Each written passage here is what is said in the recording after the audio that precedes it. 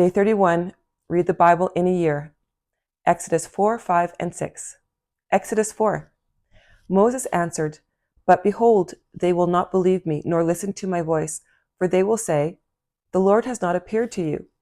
The Lord said to him, 'What is that in your hand?'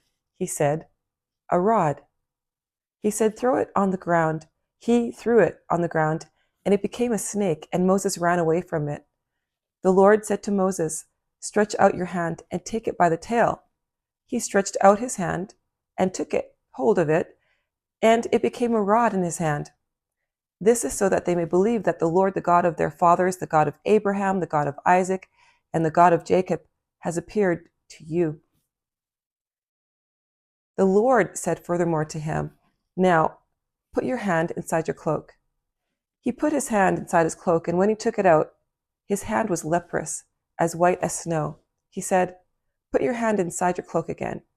He put his hand inside his cloak again, and when he took it out of his cloak, it turned again as his other flesh. It will happen, if they will not believe you or listen to the voice of the first sign, that they will believe the voice of the latter sign.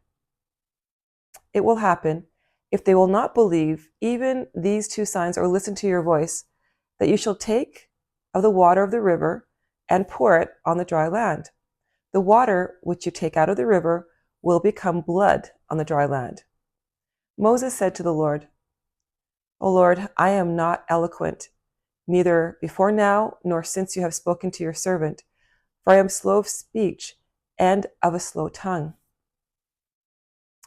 The Lord said to him, "Who made man's mouth? Or who makes one mute or deaf or seeing or blind? Isn't it I, the Lord? Now therefore go, and I will be with your mouth and teach you what you shall speak."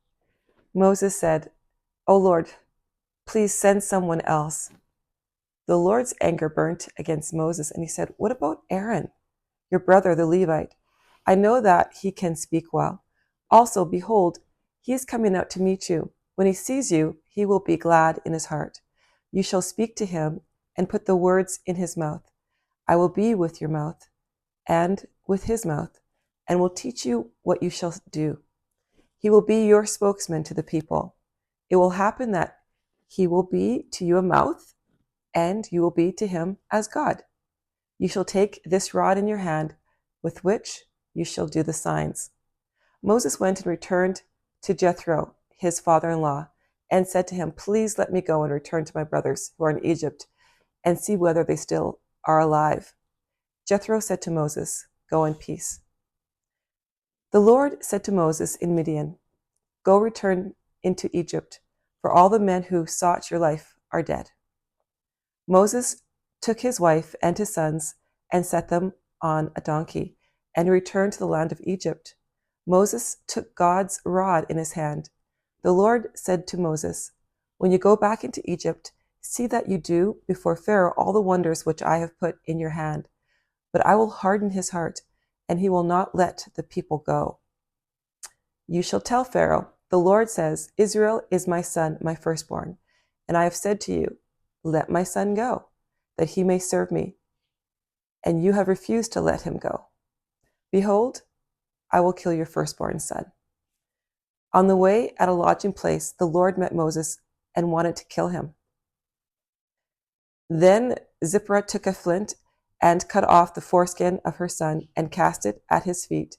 And she said, "Surely you are a bridegroom of blood to me." So he let him go. Then she said, "You are a bridegroom of blood because of the circumcision." The Lord said to Aaron, "Go into the wilderness to meet Moses." He went and met him on God's mountain and kissed him. Moses told Aaron all the Lord's words with which he had sent him, and all the signs with which he had instructed him. Moses and Aaron went and gathered together all the elders of the children of Israel. Aaron spoke all the words which the Lord had spoken to Moses, and did the signs in the sight of the people. The people believed, and when they heard that the Lord had visited the children of Israel, and that he had seen their affliction, then they bowed their heads and worshipped. Exodus chapter 5. Afterward, Moses and Aaron came and said to Pharaoh, "This is what the Lord, the God of Israel, says: Let my people go, that they may hold a feast to me in the wilderness." Pharaoh said, "Who is this Lord that I should listen to his voice and let Israel go? I don't know the Lord, and moreover, I will not let Israel go." They said, "The God of the Hebrews has met with us. Please let us go 3 days' journey into the wilderness and sacrifice to the Lord our God, lest he fall on us with pestilence or with the sword." The king of Egypt said to them, "Why do you, Moses and Aaron, take the people from their work? Go back to your burdens," Pharaoh said. "The people of the land are now many, and you make them rest from their burdens."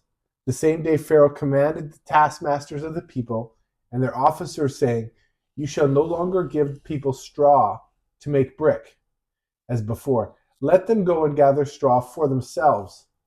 You shall require from them the number of the bricks which they made before. You shall not diminish anything of it, for they are idle." Therefore they cry, saying, "Let's go and sacrifice to our God. Let heavier work be laid on the men, that they may labor in it. Do not let, do not, don't let them pay any attention to lying words." The taskmasters of the people went out with their officers, and they spoke to the people, saying, "This is what Pharaoh says: I will not give you straw. Go yourselves, get straw where you can find it, for nothing of your work shall be diminished." So the people were scattered abroad throughout all the land of Egypt to gather stubble for their straw. The taskmasters were urgent, saying, "Fulfill your work quota daily, as when there was straw." The officers of the children of Israel, whom Pharaoh's taskmasters had set over them, were beaten and were asked, "Why haven't you fulfilled your quota both yesterday and today in making brick as before?" Then the officers of the children of Israel came and cried to Pharaoh, saying, "Why do you deal this way with your servants? No straw is given to your servants, and they tell us, 'Make brick.' And behold, your servants are beaten, but the fault is your own people." But Pharaoh said, "You are idle. You are idle. Therefore you say, 'Let's go and sacrifice to the Lord.' Go therefore now and work, for no straw shall be given to you. Yet you shall deliver the same number of bricks." The officers of the children of Israel saw that they were in trouble when it was said, "You shall not diminish anything from your daily quota of bricks." They met Moses and Aaron, who stood along the way. They came out from Pharaoh. They said to them, "May the Lord look at you and judge, because you have made us a stench to be abhorred in the eyes of Pharaoh, and in the eyes of his servants, to put a sword in their hand to kill us." Moses returned to the Lord and said, "Lord, why have you brought trouble on this people? Why is it that you have sent me? For since I came to Pharaoh to speak in your name, he has brought trouble on this people. You have not rescued your people at all." Exodus 6. The Lord said to Moses, "Now you shall see what I will do to Pharaoh. For by a strong hand he shall let them go, and by a strong hand he shall drive them out of his land." God spoke to Moses and said to him, "I am the Lord. I appeared to Abraham, to Isaac, and to Jacob as God Almighty. But by my name, the Lord, I was not known to them. I have also established my covenant with them, to give them the land of Canaan, the land of their travels, in which they lived as aliens. Moreover, I have heard the groaning of the children of Israel, whom the Egyptians keep in bondage, and I have remembered my covenant. Therefore, tell the children of Israel, I am the Lord, and I will bring you out from under the burdens of the Egyptians, and I will rid you out of their bondage, and I will redeem you with an outstretched arm and with great judgments. I will take you to myself for a people. I will be your God, and you know that I am the Lord your God, who brings you out from under the burdens of the Egyptians. I will bring you into the land which I swore to give to Abraham, to Isaac, and to Jacob, and I will give it to you for a heritage. I am the Lord. Moses spoke so to the children of Israel, but they didn't listen to Moses for anguish of spirit and for cruel bondage. The Lord spoke to Moses, saying, Go in, speak to Pharaoh, king of Egypt, that he let the children of Israel go out of his land. Moses spoke before the Lord, saying, Behold, the children of Israel haven't listened to me. How then shall Pharaoh listen to me when I have uncircumcised lips? The Lord spoke to Moses and to Aaron, and gave them a command to the children of Israel and to Pharaoh, king of Egypt, to bring the children of Israel out of the land of Egypt. These are the heads of their fathers' houses: the sons of Reuben, the firstborn of Israel, Hanok and Palu, Hezron and Carmi. These are the families of Reuben. The sons of Simeon, Jemuel and Jamin and Ohad and Jechin and Zohar, Shaul, the son of a Canaanite woman. These are the families of Simeon. These are the names of the sons of Levi according to their generations: Gershon, Kohath, Merari. And the years of the life of Levi were 137 years. The sons of Gershon, Libni and Shimei, according to their families. The sons of Kohath, Amram and Izhar, and Hebron, and Uziel. And the years of the life of Kohath were 133 years. The sons of Merari, Mali and Mushi. These are the families of the Levites according to their generations. Amram took Jochebed, his father's sister, to himself as wife, and she bore him Aaron and Moses. The years of the life of Amram were 137 years. The sons of Ishar, Korah and Nepheg, and Zikri. The sons of Uziel, Mishael, Elazaphan, and Sithri. Aaron took Elisheba, the daughter of Aminadab, the sister of Nashon, as his wife, and she bore him Nadab and Abihu, Eleazar, and Ithamar. The sons of Korah, Asir, Elkanah, and Abiasaph. These are the families of the Korahites. Eleazar, Aaron's son, took one of the daughters of Pituel as his wife, and she bore him Phinehas. These are the heads of the fathers' houses of the Levites according to their families. These are that Aaron and Moses, to whom the Lord said, Bring out the children of Israel from the land of Egypt according to their armies.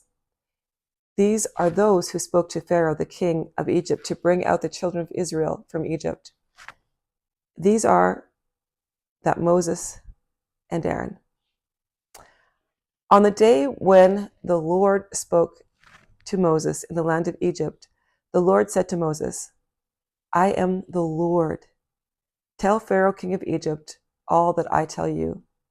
Moses said to the Lord, Behold, I am of uncircumcised lips, and how shall Pharaoh listen to me? I like this story here because we really see a contrast between a younger Moses and now an older Moses. You know, when he was younger, he was really zealous for wanting to do something for God, even to the point where he killed someone. And here, years later, I think God has worked on his heart and his character to get him to the point where he's ready to go back and do some work for God. Yeah, I find it very interesting, how when we go through something difficult in our life, and everybody does, we can allow it to impact us, to cause us to be afraid to do certain things in the future if we haven't learned from it. Mm-hmm. Yeah, but I think God at this point has gotten Moses to the point where he's going to trust him. It's not on Moses' strength or understanding, but he's ready to trust God, even though he's afraid. Yeah, he was ready to go back. Yeah. Even though he was afraid, he was afraid. He said, I'm not very eloquent. I've never been an eloquent speaker. Please send somebody else. Please help, somebody else will do a better job than me.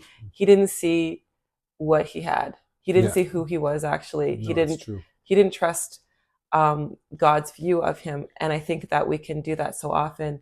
We can just doubt ourselves. We don't see the talent that God sees in us. Sure. And we can just basically keep ourselves from doing something in our life because of our fear. Yeah. And the idea that God reassures Moses and says, no, it's me that gives people the voice that they have. It's me that gives them their hearing and their mouths. He was reassuring Moses that I'm with you. And that's the interesting thing. He says, I am, or Yahweh. He uses that name, Yahweh. Yeah. And here we see that he listened to Moses. He wasn't happy with it. He didn't want to do that. But, we can see that in our relationship with God, we can negotiate with him. We can talk to him and say how we feel. I really like that. But I can also relate to Moses. I remember when I was younger, I was so shy. I couldn't even say my name in a group of 5 people. Wow. Everything would get choked up. And after I became a Christian, I really worked on talking, denying myself, getting out of myself, and I literally forced myself. I prayed a lot too, to speak, and it's amazing that I was able to do live commentary in front of millions of people without even being nervous, because of working on that and basically trusting God in the situation. Yeah.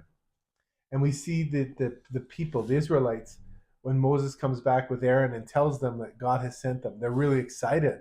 Mm-hmm. And so God was working on their hearts as well, but they needed some work to bring them to where they needed to be. Because as soon as things got challenging, and I can relate to this completely, as soon as things got challenging, they started looking for reasons why and pointing the finger back at Moses. Mm-hmm. Yeah.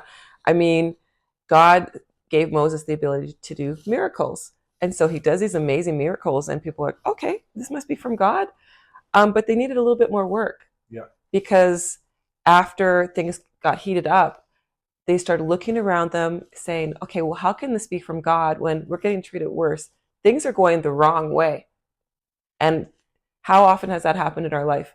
We make a goal, we say we want to do this, we want to do this for God, we want to live for God, and then all of a sudden we're getting persecuted, or suddenly we are, having a financial situation that's become difficult, like something in our life just doesn't get better, and we think, is this from God? And God had to show that, yeah, it's in his timing. And sometimes we have to go through some bad things, some difficult things, to grow, to change, to grow in our faith in order to get something that's even better later on. Yeah, and the pressure really gets put on the Israelites here to make bricks. Yeah. And they say, well, we're going to take away the straw, the bonding glue that held the bricks together. We're going to take that away, and you got to figure it out yourself. But it's still the same quota. Yeah, and also it would have taken up more actual volume too. So they would have had to use more of the mud or whatever it was that they used to make the bricks. And as it was already a very, terrible job that they had to do, very manual labor, and they were already crying out. So this made it so much worse. Yeah, and the amazing thing I see here is the value that was placed on the Israelites as slaves in Egypt was the number of bricks that they could make. Wow. Just as in the world today, our value often placed on us is our productivity at work, or but God just wanted the relationship with his people. Yeah. It isn't about productivity, it's about a relationship with God. And I love how he just keeps reminding them, I am with you. Yeah. And this is where, in this part of the Bible, the word Yahweh is introduced. Yeah, and it's really neat. And there's no vowels in the actual word Yahweh. It's YHWH. Yeah, for an English person, I think any language without vowels, it's very hard to pronounce. And it's quite amazing when you when you pronounce it the way that it's to be pronounced. It's yeah. No, it's like yeah. It's breathing in and out. And for me, it makes me think about those poor Israelites who were working, and when you're going through something difficult, sometimes you can't even speak. All you can just sigh. You just, in your heart, you're just crying to God without even words. You're just trying to survive, just breathing. But how the breathing, from the beginning, our first breath at birth, To the day we die. Till the day we die, the last breath Yeah, is God's name. is God. Yeah, it reminds me of the where God says, "The cry of the Israelites has reached my ears," because He probably heard their sigh and their pain and the anguish they felt in their heart as they breathed their essence in for lack of a better term, their sigh and their pain. God hears it when they breathe. And there's so much meaning in that word. He's saying, I'm your redeemer. I am the I am. I am supreme over everything. Yeah. Basically, he's the ruler of all the authorities, the demons, the satanic forces, the powers of this world. It's like, I am your redeemer and I am more powerful. I am it and I'm here for you. Yeah. And then Pharaoh responds by saying, I just thought of this, responds by saying, I don't know the Lord. That's a scary thought. When you put yourself up against God, you're not going to win. We're going to see what's going to happen. Yeah. See you again tomorrow.